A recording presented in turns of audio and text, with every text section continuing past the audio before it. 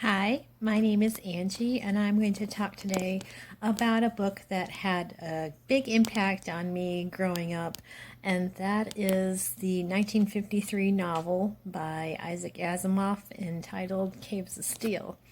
And you may not think of a novel from the 1950s as being something that a teenage girl would really be interested in, but my dad was always a sci-fi reader, and he had this book hanging around the house, and I picked it up one day and just started reading it, and it thought, oh, this is pretty interesting. So I'm going to tell you a little bit about it.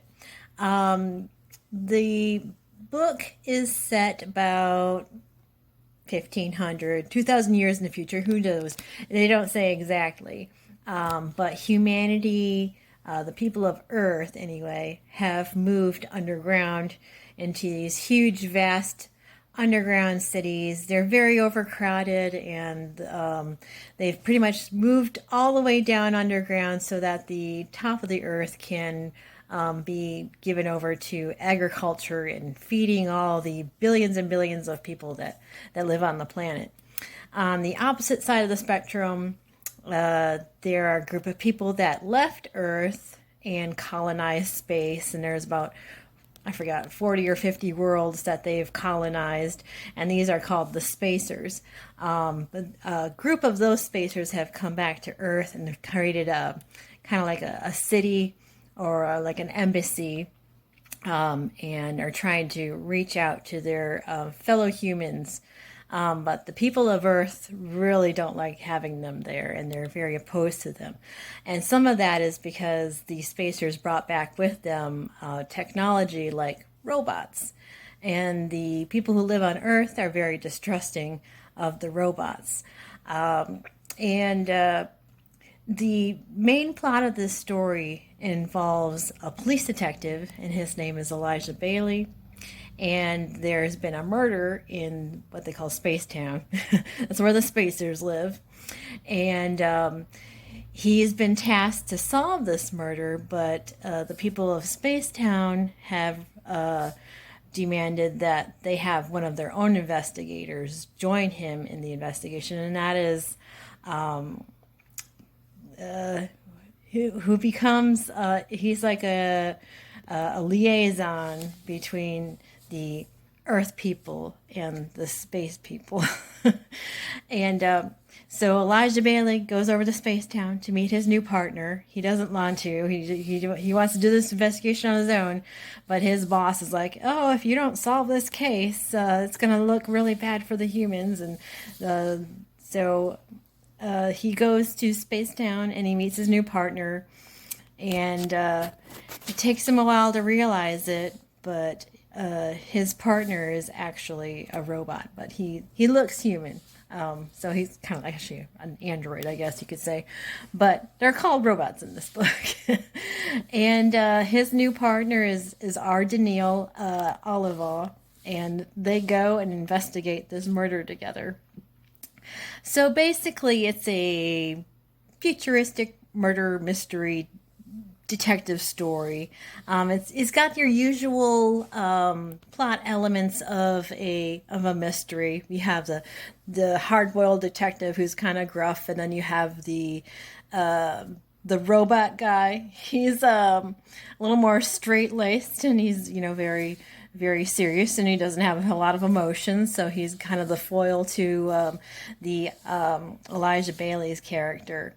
But they end up learning to trust each other, even though Elijah Bailey starts off just really hating robots because a lot of people on Earth believe that the robots are there to take over people's jobs and to replace the humans.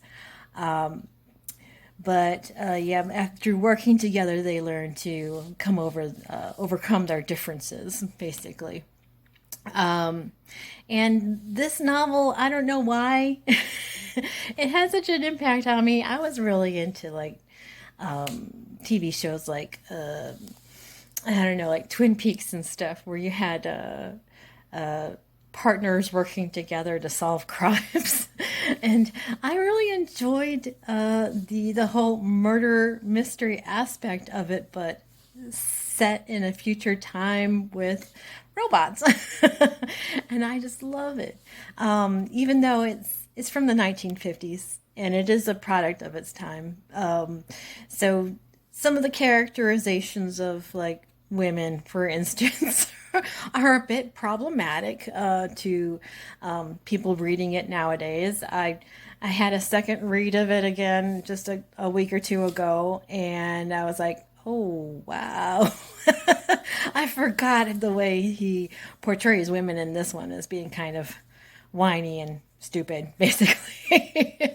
But if you can see past that, the main story is good, and the science is, of course, impeccable because it comes from Isaac Asimov, who was a doctor of chemistry, and he wrote nonfiction books on just about every subject in science there is.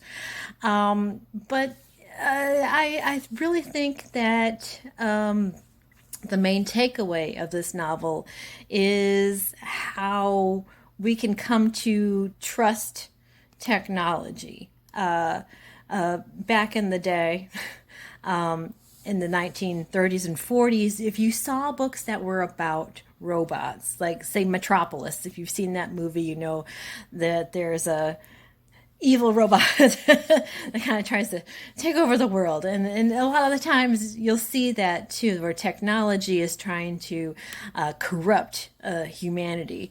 But Isaac Asimov is trying to say, hey, just because something is new and different, this is new technology, doesn't mean it can't be used safely and correctly.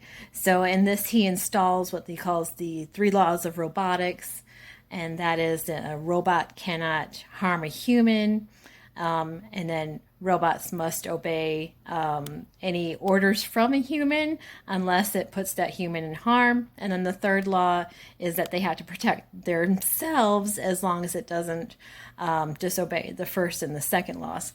So these are supposed to be safeguards that keep the robots from running wild and and hurting anybody. And that brings in a healthy debate about, well, can robots be programmed to disobey those laws? And that, of course, gets disproven.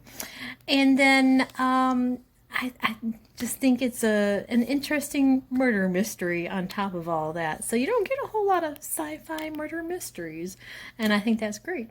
So Isaac Asimov was also went on to write 2 more books in this series, and I enjoyed all of them. He was also famously the author of I, Robot, which was a precursor to this book. And he was also wrote many other short stories about robots too that involved use of the 3 laws of robotics. Gosh, I could probably go on all day about this, but I just wanted to share with you my thoughts on this book, and I hope you'll get around to reading it and enjoy it as much as I have. Thanks. Bye.